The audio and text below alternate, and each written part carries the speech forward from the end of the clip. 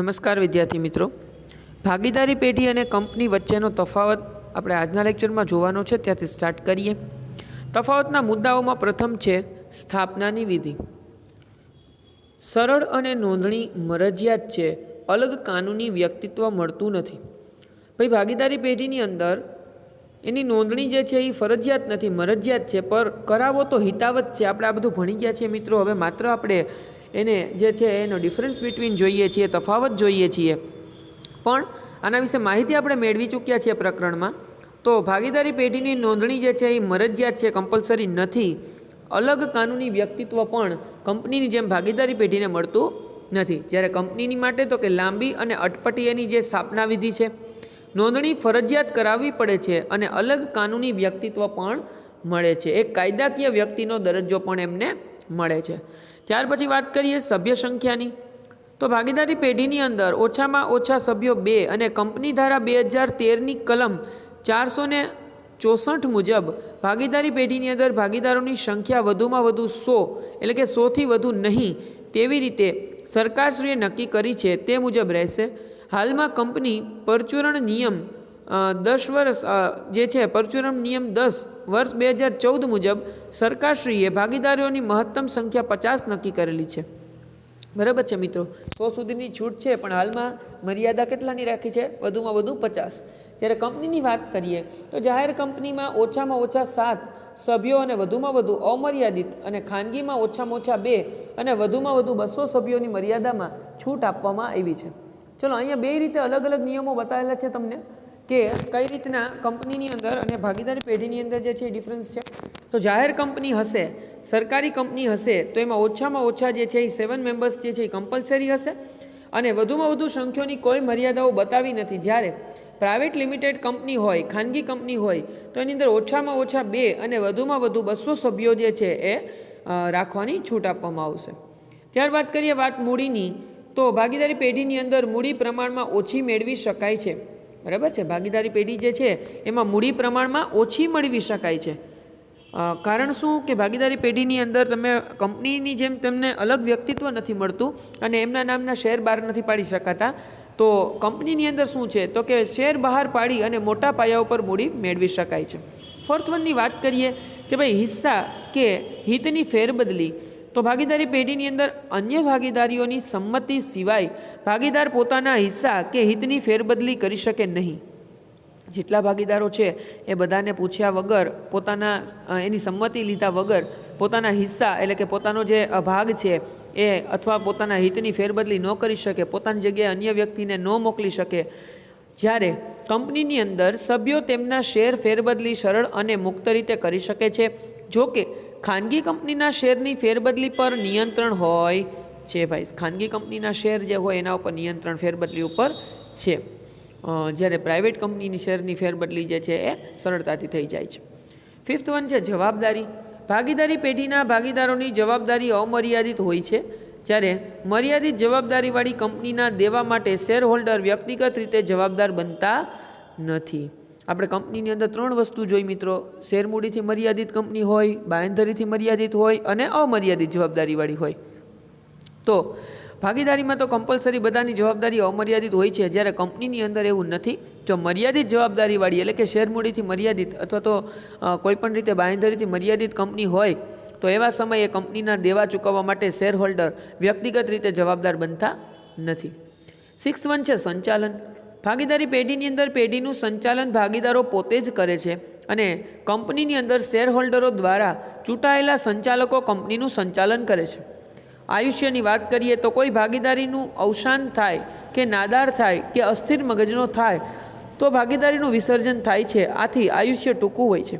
ભાઈ, આપણને અગાઉ એવું પણ કીધું કે કોઈ એક ભાગીદારનું મૃત્યુ થવાથી, નાદાર થવાથી કે જે છે એ મેન્ટલી ડિસ્ટર્બ થઈ જવાથી ભાગીદારીનો અંત આવતો નથી. અહીંયા એમ કહે છે કે અંત આવી જાય છે, પણ બેની અંદર ડિફરન્સ થતો મિત્રો કે ભાગીદાર જે છે 3 ભાગીદાર હોય ને કોઈ એક ભાગીદાર જે છે મૃત્યુ પામે તો અંત નથી આવતો, પરંતુ જો 2 જ ભાગીદાર હોય તો ભાગીદારીનો અંત આવી શકે છે.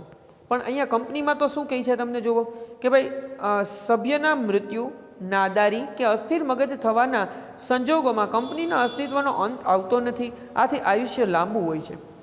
પછી વાત કરીએ રહસ્યોની જાળવણીની. તો ધંધાની અંદર રહસ્યોની જાળવણી થઈ શકે છે. કેમાં? તો કે ભાગીદારી પેઢીમાં.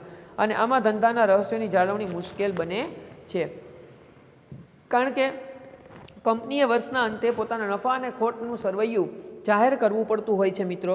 તો અહીંયા જે છે એ રહસ્યોની જાળવણી મુશ્કેલ છે.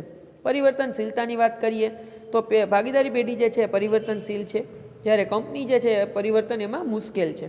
ચલો, પરિવર્તન નહીં થઈ શકે એવું કીધું છે, તો કે ના, થઈ શકે પણ કાર્ય કેવું છે? મુશ્કેલ છે. ત્યાર પછી વાત કરીએ વ્યક્તિગત સંપર્કની.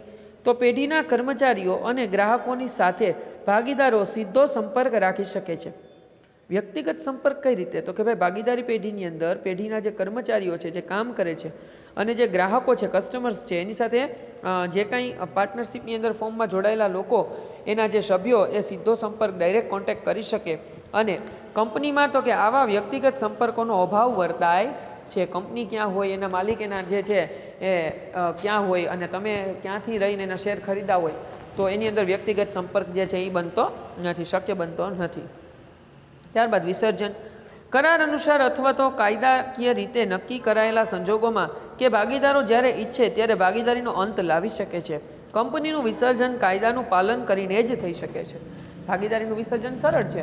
બધા સહમતિથી, સહભાગીથી બિઝનેસ જે છે એ બંધ કરવા માગતા હોય તો પણ ભાગીદારીનો અંત આવી શકે. જ્યારે કંપનીની અંદર એના ગવર્મેન્ટના રૂલ્સ ને રેગ્યુલેશન્સ મુજબ જે છે એ કંપનીનું વિસર્જન કરવું પડતું હોય છે મિત્રો. તો આ રીતના ભાગીદારી પેઢી અને કંપની વચ્ચેનો તફાવત આપણે જોયો. ત્યારબાદ હવે આપણે જોઈએ ખાનગી કંપની અને જાહેર કંપની વચ્ચેનો તફાવત કઈ રીતે થાય છે. પેલું સભ્ય સંખ્યા. ખાનગી કંપનીની અંદર સભ્ય સંખ્યા ઓછામાં ઓછી 2 વ્યક્તિ અને સભ્યો જે છે વધુમાં વધુ 200થી વધારે નહીં હોવી જોઈએ. બરાબર. કેમાં? તો કે ખાનગી કંપનીમાં કેટલા છે ભાઈ? ઓછામાં ઓછા 2 વ્યક્તિ અને વધુમાં વધુ 200 વ્યક્તિ. જ્યારે જાહેર કંપનીની અંદર સભ્ય સંખ્યામાં ઓછામાં ઓછા 7 વ્યક્તિ અને વધુમાં વધુ ઉપર કોઈ નિયંત્રણ નથી, અનલિમિટેડ છૂટ છે. સેકન્ડ થિંગની વાત કરીએ તો શેરની ફેરબદલી. શેરની ફેરબદલી ઉપર ખાનગી કંપની તેના નિયમન પત્ર દ્વારા નિયંત્રણ મૂકે છે. જાહેર કંપનીમાં તો કે શેરની ફેરબદલી મુક્ત રીતે થાય છે. ખાનગી કંપનીની અંદર ફેરબદલી જે કરવી હોય તેના ઉપર ખાનગી કંપની તેના પોતાના નિયમન પત્રમાં જે આપેલું છે એના દ્વારા એનો અંકુશ હશે, નિયંત્રણ હશે મિત્રો. જ્યારે જાહેર કંપનીના શેર તમે ઇઝીલી સેલ કરી શકો છો અને પરચેસ પણ કરી શકો છો. થર્ડ વન જે છે એ છે જાહેર જનતાનો આમંત્રણ. જાહેર જનતાને શેર કે ડિબેન્ચર ખરીદવાનું આમંત્રણ આપી શકતા નથી અને વિજ્ઞાપન પત્ર બહાર પાડી શકતા નથી.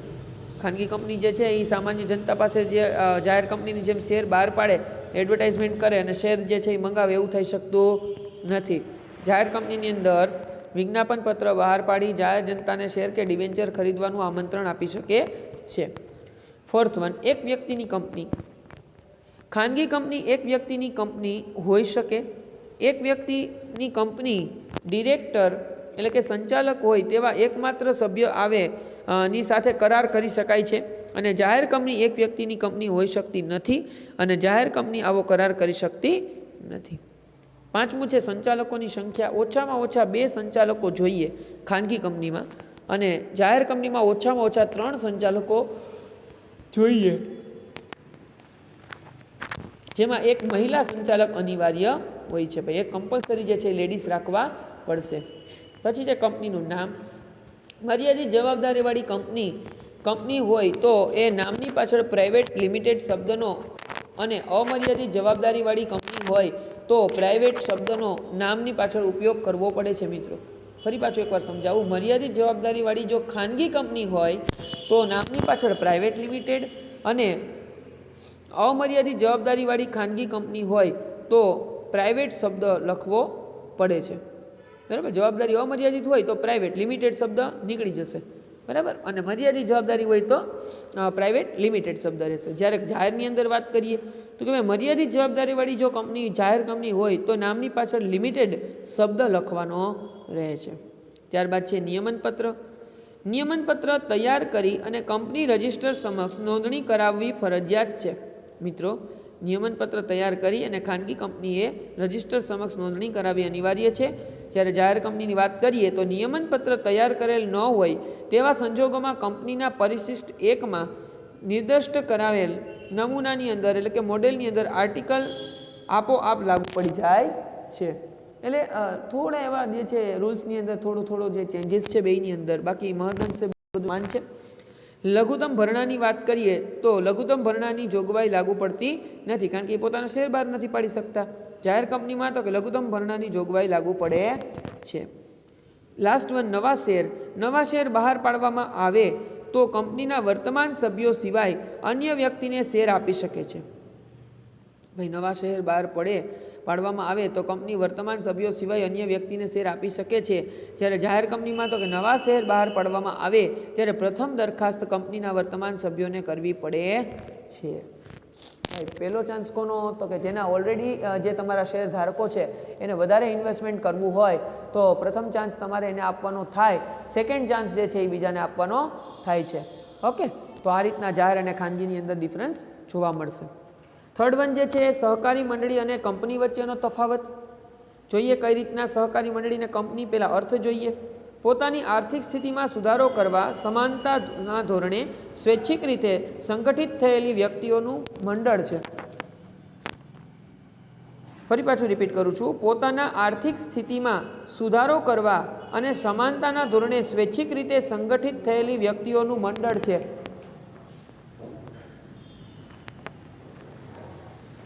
જ્યારે કંપનીની અંદર કાયદેસરનો ધંધો કરી અને નફો કરવા માટે એકઠી થયેલી વ્યક્તિઓનું મરજિયાત મંડળ છે. ભાઈ અહીંયા જે સહકારી મંડળીના રૂલ્સ છે અને રેગ્યુલેશન્સ છે એ કંપની ફોલો નથી કરતી. ભાઈ શું કામ? કારણ કે એના જે રિયલ ઓનર્સ છે એ શેર હોલ્ડર્સ છે, અને ત્યાં આપણે જોયું કે સહકારી મંડળી સેવાના ભાવથી ચલાવવામાં આવે છે ને પ્રોફિટ એર્ન કરવાનો જે છે એ મુખ્ય હેતુ નથી હોતો, જ્યારે કંપનીના રૂલ્સ અલગ થઈ જાય છે. ચલો હેતુની વાત કરીએ તો સહકારી મંડળીના મુખ્ય હેતુ સભ્યોની સેવાનો આર્થિક વિકાસ અને જે છે એ સદ્ધરતાનો જે છે એ ઉદ્દેશ્ય રહેલો છે. નફાનો ઉદ્દેશ્ય ગૌણ છે. નફો નથી કરતી ભાઈ એવું નથી કીધું, નફો પણ કરે છે, પણ એનો ઉદ્દેશ્ય ગૌણ છે, સેકન્ડ છે. ઓકે, જ્યારે કંપનીમાં તો કે મુખ્ય હેતુ નફાનો છે. ભાઈ કોઈ પણ કંપની જે છે એ પ્રોફિટ કમાવા માટે થઈને ઓપન કરવામાં આવી હોય છે, શરૂ કરવામાં આવી હોય છે, જ્યારે સહકારી મંડળીનો ભાવ સેવાનો રહેલો હોય છે. થર્ડ વન શું છે? તો કે સભ્ય સંખ્યા. ઓછામાં ઓછા 10 સભ્યો અને વધુમાં વધુ સભ્ય સંખ્યા અંગે કોઈ જોગવાઈ નથી. શેમાં? તો કે સહકારી મંડળીમાં. જ્યારે કંપનીની અંદર જાહેર કંપનીમાં ઓછામાં ઓછા 7 અને વધુમાં વધુ ગમે તેટલા રાખી શકાય છે, અને ખાનગી કંપનીમાં ઓછામાં ઓછા 2 અને વધુમાં વધુ 200 સંખ્યા જે છે એ રાખવાનું પ્રોવિઝન છે. ફોર્થ વન છે સ્થાપના વિધિ. સહકારી મંડળીમાં સ્થાપના વિધિ કંપની કરતાં સરળ છે, અને કંપનીની અંદર સ્થાપના વિધિ પ્રમાણમાં લાંબી અને અટપટી તેમજ જટિલ જોવા મળતી હોય છે. વહીવટની વાત કરીએ તો વહીવટમાં લોકશાહી ઢબે થાય છે. કેની અંદર? તો કે સહકારી મંડળીમાં. શું કામ ભાઈ? તો કે ભાઈ તમે ગમે એટલા શેર ધારણ કરતા હોય પણ તમને મતદાન કરવાનો માત્ર એક જ મતદાન કરવાનો અધિકાર મળે છે. જ્યારે કંપનીની અંદર આપણે જોયું કે શેર દીઠ મતાધિકાર મળે છે. જો ડિસ્ક્રિપ્શનમાં જોઈએ, વહીવટ લોકશાહી ઢબે થાય છે, સભ્ય દીઠ એક મત આપી શકાય છે. જ્યારે કંપનીમાં તો કે માત્ર સિદ્ધાંતમાં જ લોકશાહી વહીવટ ખ્યાલ જે છે એ ભ્રામક બને છે. શું કામ મિત્રો? તમારી પાસે 100 શેર છે તો તમે 100 જે છે તમારા વોટ ગણવામાં આવશે, જ્યારે જેની પાસે ઓછા શેર છે એના વોટ જે છે ઓછા ગણવામાં આવશે. સહકારી મંડળીમાં એવું નથી ભાઈ. એમાં તો તમારી પાસે કોઈ પણ સંખ્યામાં શેર હોય પણ જ્યારે મતદાન કરવાનું હોય ત્યારે માત્ર એક જ મતદાન ગણવામાં આવે છે. એટલે ત્યાં ખરા અર્થમાં લોકશાહીની જે છે એ ઢબ આપણને જોવા મળે છે, રીત જોવા મળે છે. શેરની વાત કરીએ, એક સરખા અધિકારવાળા અને એક જ પ્રકારના શેર બહાર પાડી શકાય છે. કંપનીની અંદર ઇક્વિટી શેર ઉપરાંત પ્રેફરન્સ શેર બહાર પાડી શકાય છે. 7th પોઈન્ટ જે છે શેરની ફેરબદલી અને સભ્યોના પદનો અંત. શેરની ફેરબદલી થતી નથી. સભ્ય મંડળને શેર પરત કરી અને સભ્યપદનો અંત લાવી શકે છે. બરાબર છે? ફરી પાછું એક રિપીટ કરીએ, શેરની ફેરબદલી થતી નથી ભાઈ.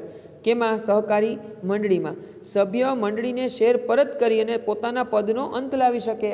પોતાના લીધેલા શેર જે છે રિટર્ન કરી દે અને પોતાનું સભ્યપદ કેન્સલ કરાવશે, બાકી વેચી શકશે નહીં ભાઈ. જ્યારે અહીંયા શેરની ફેરબદલી થઈ શકે છે. તમારે કોઈપણ સંજોગોમાં કોઈપણ રીતે જે છે તમારા શેર પરચેસ તમે કરી શકો છો, અધરવાઇઝ તમે એને સેલ પણ કરી શકો છો. ઓકે, તો 8 પોઈન્ટની અંદર શું કીધું છે? શેર મૂડી ઉપર અસર. મંડળીનો સભ્ય મંડળીને શેર પરત કરી અને મૂડી પાછી મેળવી શકતો હોવાથી મૂડી ભંડોળમાં ઘટાડો થાય છે. ભાઈ તમારા શેર રિટર્ન તમને કરશે એટલે તમારે સહકારી મંડળી એના પૈસા એને પાછા આપી દેવા પડે. જ્યારે સામે તો કે સભ્ય દ્વારા શેરના ખરીદ વેચાણથી મૂડી ભંડોળમાં ફેરફાર થતો નથી. શું કામ? કારણ કે એક વ્યક્તિ વેચે છે તો બીજો વ્યક્તિ જે છે એ પરચેસ કરે છે, એટલે કંપનીની પાસે જે છે એ એની ઇન્કમ જે છે એ ઓછી નહીં થાય, એની જે મૂડી છે એ ઓછી નહીં થાય, એની કેપિટલમાં કોઈ ચેન્જીસ નથી થતા. શું કામ? કારણ કે ખાલી શેર ધારક બદલે છે, કંપનીની મૂડી બદલતી નથી. જ્યારે સહકારી મંડળીની અંદર શેર રિટર્ન કરી દેવામાં આવતા હોય એટલે જે છે એ પૈસાની એટલી ઘટ આવે છે, મૂડીમાં ઘટાડો જોવા મળે છે. લાસ્ટ પોઈન્ટ છે નફાનો ઉપયોગ. નફાનો ઉપયોગ કાયદાની જોગવાઈઓને આધીન રહી અને સભ્યોને ડિવિડન્ડ આપવા અને સભ્યોના લાભાર્થે થાય છે. ભાઈ કેટલું ડિવિડન્ડ આપવું, કેટલો પ્રોફિટ કર્યો છે મંડળીએ વર્ષના અંતે, એ મુજબ ડિવિડન્ડ આપવામાં આવશે અને સભ્યોનો લાભ જોવામાં આવશે. જ્યારે કંપનીમાં નફાના કેટલા ભાગ સભ્યોને ડિવિડન્ડ તરીકે વેચવામાં આવે છે, એમાં નફામાંથી અમુક ભાગ જે છે એ ડિવિડન્ડ તરીકે આપવામાં આવે છે. ઓકે, તો આ રીતના સહકારી મંડળી અને કંપનીની અંદરનો પણ તફાવત મિત્રો આપણે જોયો. હવે પછી નેક્સ્ટ લેક્ચર જ્યારે સ્ટાર્ટ કરીશું ત્યારે નવા ચેપ્ટર સાથે મળીશું, નવા ચેપ્ટરની શરૂઆત કરીશું. સ્વાધ્યાયની અંદર જે ક્વેશ્ચન્સ છે એ ફેસબુકની અંદર કમ્પ્લીટ કરજો. ફરી પાછા જ્યારે સ્કૂલે આપણે તમારે ભણવાનું થશે અહીંયા લાઈવ, ત્યારે આપણે જે છે એ વર્ક ચેક કરવાનું છે મિત્રો, તો ખાસ ધ્યાન રાખજો. હવે પછીનો નેક્સ્ટ લેક્ચર જે છે એમાં નવું ચેપ્ટર આપણે સ્ટાર્ટ કરીશું, તો જેટલું ચલાવ્યું છે એક વખત રીડ કરીને કમ્પ્લીટ કરજો.